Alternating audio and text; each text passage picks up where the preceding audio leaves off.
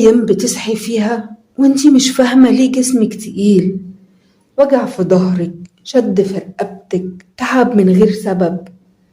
خليني أقولك الحقيقة من غير ما أخوفك، ده مش وجع عضوي، في وجع متخزن من حزن اتسكت عليه، وكلام ما اتقالش، وخوف اتشل لوحدك.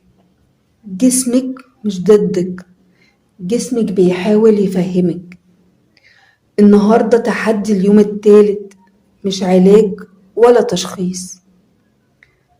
بس اسألي نفسك، أنا شايلة إيه؟ واكتبي وجع واحد وحطيه قدام ربنا، وقولي يا رب أنا سايبة ليك. الفهم أول خطوة للراحة.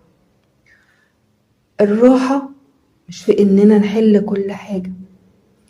في الحلقة الجاية هنفهم أول خطوة حقيقية للراحة.